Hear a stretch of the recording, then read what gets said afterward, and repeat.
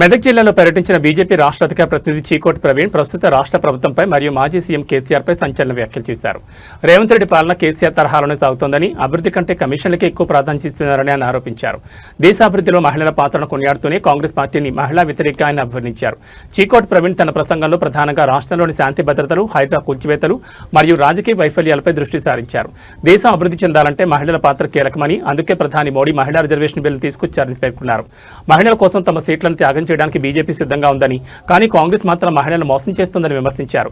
రాష్ట్రంలో real estate mafia కొనసాగుతోందని చీకోటి ఆరోపించారు. హైడ్రా పేరుతో కేవలం పేదల ఇళ్లను మాత్రమే కూరుస్తున్నారని, పెద్దల భవనాలను మరియు ఓవైసీకి చెందిన ఫాతిమా కాలేజీని ఎందుకు తాకడం లేదని ప్రశ్నించారు. అనుమతినిచ్చిన అధికారులపై ఎందుకు చర్యలు తీసుకోవడం లేదని మండిపడ్డారు. ముఖ్యమంత్రి రేవంత్ రెడ్డికి కేవలం మాటలే తప్ప చేతలు లేవని ఎద్దేవా చేశారు. ఎన్నికల ముందు 1,00,000 కోట్ల స్కామ్ బయటపెడతానన్న రేవంత్ ఇప్పటివరకు ₹1 స్కామ్ కూడా నిరూపించలేకపోయారని అన్నారు. మరోవైపు కేసీఆర్ ఫామ్ హౌస్లో కూర్చుని విశ్రాంతి తీసుకుంటున్నారని, ప్రతిపక్ష నేతగా అసెంబ్లీకి వచ్చి ప్రజల తరపున పోరాడాలని సూచించారు.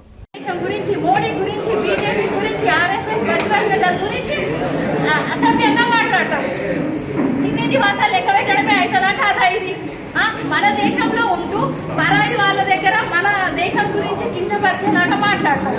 రేవంత్ రెడ్డి నన్ను నిల్వగా పోయండి, అడ్డంగా పోయండి, ₹1 అమ్మబడి ఇయ్యాడు అంటే ఎందుకు ఇస్తారు?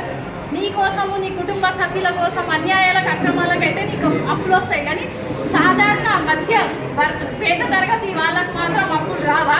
అప్పు రాదని చెప్పుకోవడానికి సిగ్గుపడాలి. నువ్వు అప్పు కాదు, ప్రజలు ఇస్తున్న ఈ ట్యాక్స్ల వల్లనే మన రాష్ట్రం అనేది అభివృద్ధి చెందుతుంది. నువ్వు రాజీనామా చేసి చూడు. బీజేపీ ఒక ఎమ్మెల్యే గెలిస్తే అసలు రాష్ట్రం అంటే అభివృద్ధి ఎట్లా చెందుతుందో మేము చూపిస్తాం. ఆల్రెడీ మన బీజేపీ నరేంద్ర మోడీ గారు దేశం ఒకప్పుడు భారతదేశం అభివృద్ధి చెందుతుంది చెందుతుంది చెందుతుంది అని చెప్పారు. నరేంద్ర మోడీ గారు వచ్చి నుంచి భారతదేశం ఆర్థిక వ్యవస్థ బలపడింది, అభివృద్ధి చెందుతున్న దేశం భారతదేశం అని ఇప్పుడు చెప్పుకుంటున్నారు. అలాగే మీ కాంగ్రెస్ అనేది ఒకప్పుడు కాంగ్రెస్ పార్టీ ఉండేది అని చెప్పుకునే పరిస్థితికి మేము తీసుకురావట్లేదు, మీకు మీరే తీసుకొస్తున్నారు. దయచేసి బీజేపీ అని, ఆర్ఎస్ అని, బజరంగ దళ్ అని ఎప్పుడైనా మీరు అక్రమంగా, అన్యాయంగా వాళ్ళ గురించి తప్పుగా మాట్లాడితే విని ఊరుకునేది లేదు. బీజేపీ కార్యకర్తలు అంటే సాధారణ సామాన్య కుటుంబానికి చెందిన వారు. రేవంత్ రెడ్డి, రాహుల్ గాంధీ మీకు చెప్పేది ఒక్కటే, పెట్టారు కదా ఓటింగ్ కోసం మాత్రమే మా మహిళలు పనిచేస్తారా?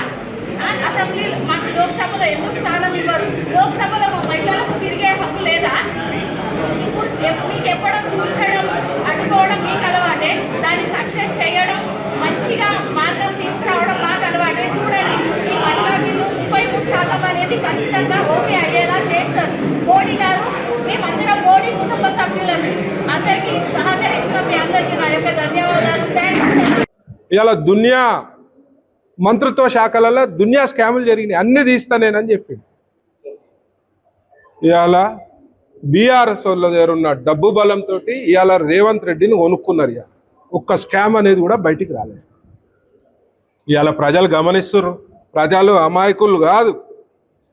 ఇవాళ వచ్చే ఎలక్షన్లలో నీకు ప్రజలు గట్టిగా గుణపాఠం చెప్తావు.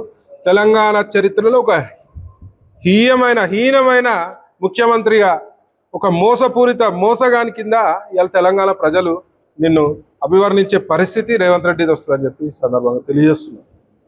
అందరికి కూడా ధన్యవాదాలు. చూడండి, మా మొత్తం రాష్ట్రం వద్దు, మీ మెదక్ జిల్లాలో ఒక్కరైనా హ్యాపీ ఉర్రా? రైతులు హ్యాపీ లేరు, యువకులు హ్యాపీ లేరు, మహిళలు హ్యాపీ లేరు, రియల్టర్లు హ్యాపీ లేరు. భూమి కొనాలంటే భయపడుతున్నారు, ఏడో హైడ్రా అవుతారా నాయన అని చెప్పి. మొన్న అపార్ట్మెంట్ చూసిరా, 5 floors అపార్ట్మెంట్, పెద్ద పెద్ద క్రేన్లు తెచ్చు డైరెక్ట్ 5 floors పోయి కొడుతున్నారు. ముందు కింద కొట్టేసిర్రు, మెట్లు కొట్టేసిర్రు, మీదికి పోయే పరిస్థితి లేదు. మీదికి ఎట్లా పోవాలంటే జనాలు ఉన్నారు మీద, అక్కడ క్రేన్ తెచ్చిండు, అటు పెద్దది. గంత పకడ్బందీ ఏం అవసరం అబ్బా? అవతలోనికి నోటీస్ ఇవ్వాలి. అసలు నేను ఒకటి అడుగుతా, ఆ బిల్డింగ్, ఇంత పెద్ద బిల్డింగ్ ముంగట 5 floor బిల్డింగ్ ఉంది, దాని పర్మిషన్ ఎవరు ఇచ్చారు? పర్మిషన్ ఎట్లు ఇచ్చారు? మరి పర్మిషన్ వచ్చిన తప్ప కాదా? ఆ అధికారిని సస్పెండ్ చేయాలి. ఇప్పుడు నువ్వు ఆడ ఫ్లాట్ కొంటావు కదా, ఫ్లాట్ నువ్వు ఆ పర్మిషన్ ఏదో నార్మల్గా చూస్తావు, పర్మిషన్ ఉందా లేదా చూస్తావు. పర్మిషన్ ఉందాగానే కొంటావు. ఆ పర్మిషన్ దొంగ పర్మిషనా? లంచం దీన్ని తీసుకుండా ఎంత లంచం తిన్నాడు, వాడెంత తిన్నాడు, పయ్యోనికి ఎంత ఇచ్చిండు, ఆ పయ్యోనికి ఎంత ఇచ్చిండు అంటే ప్రజలు ఒక్కరే బలి కావాలనా? పైసలు తిన్న అధికారి ఏం కావద్దా? వానికి శిక్ష పడవద్దా? మీ వ్యవస్థ కరెక్ట్ లేక ఇవాళ బఫర్ జోన్లలో ఇల్లు అయినది. మీ వ్యవస్థ కరెక్ట్ ఉంటే బఫర్ జోన్లో ఇల్లు కాదు కదా. మీరు డబ్బులు తిని ఏ గవర్నమెంట్ అని ఉండని, గతంలో ఉన్న గవర్నమెంట్ పర్మిషన్ ఇచ్చిన అధికారి అయితే ఉంటాడు కదా, ఆ రిటైర్ అయితే తీసుకొని జైలు ఏమంటా నేను. వాని వల్ల కుటుంబం మొత్తం నాశనమైంది. ఇవాళ ఒక ఇల్లు కొనాలంటే అప్పు చేసి వాడు ఎన్నో కలలు కానీ ఏ షాకిరి చేసి వాడు కష్టపడి ఇల్లు కొంటాడు. నిమిషంలో వచ్చి కూలగొడితే లోపల టీవీలు ఉండే, ఫ్రిడ్జ్లు ఉండే, తీసే టైం అవి కూడా ధ్వంసం చేసినవే. అంటే మానవత్వమే లేదా ఈ గవర్నమెంట్కి కదా. మరి బిల్లు కూడా వీళ్ళు కూడా యాంటీగా మాట్లాడుతున్నారు, కంప్లీట్గా యాంటీ మాట్లాడుతున్నారు. ఆల్రెడీ 10 ఏళ్లలో బీఆర్ఎస్ అంటేనే భ్రష్టు పట్టిన రాష్ట్ర సమితి, మొత్తము తెలంగాణని సర్వనాశనం చేసిన చరిత్ర ఇలా బీఆర్ఎస్ పార్టీ. ఇలా అప్పుల పాలు.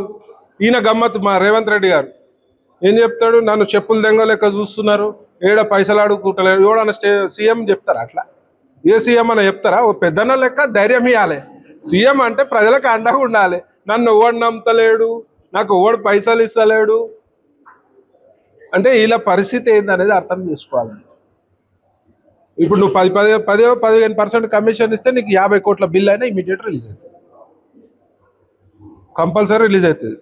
ప్రగతి భవన్ పోవాలి, అది ఆ ప్రగతి భవన్ అని తీసేసి కమిషన్ భవన్ అని పెట్టుకోవాలి. బట్టి విక్రమార్క గారు కంప్లీట్ ఆడ నుంచే నడుస్తున్నారు. పోలీసు వాళ్ళ పైసలు ఇచ్చే పరిస్థితి లేదు. మీరు దాచుకున్న పైసలు బిడ్డపల్లి, నాకు డిఎస్పీ చెప్పిండు, మా బిడ్డపల్లి ఉంది సార్, మాకు పైసలు అడుగుతూ ఇస్తలేరు, మమ్మల్ని కమిషన్ అడుగుతున్నారు డిఎస్పీ చెప్పి. అంటే ఎంత ఘోరమైన పరిస్థితి. మేము మహిళలకు అది చేసినాము, ఇది చేసినామని చెప్తారు, కానీ అవన్నీ చేతల రూపంలో ఉండవు, ఇవి కూడా మాటల రూపాన ఉంటాయి.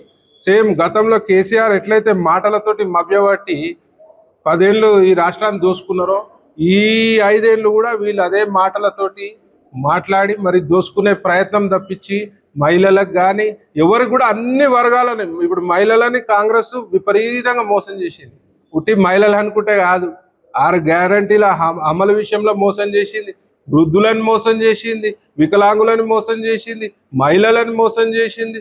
మరి కాంగ్రెస్ ప్రభుత్వం ముఖ్యంగా యువతను కూడా మోసం చేసిన చరిత్ర, ఈ నీచమైన చరిత్ర ఈ కాంగ్రెస్ ప్రభుత్వాన్ని అని చెప్పి ఈ సందర్భంగా తెలియజేస్తూ, మరి ముఖ్యంగా మహిళలు ఇవన్నీ కూడా మీరు సోషల్ మీడియా వేదిక కానీ వీళ్ళు చేసే దురాలోచన మహిళల పట్ల ఎంత చిన్న చూపు చూస్తున్నారు అనేది ప్రతి ఒక్క మహిళ గమనించాలి.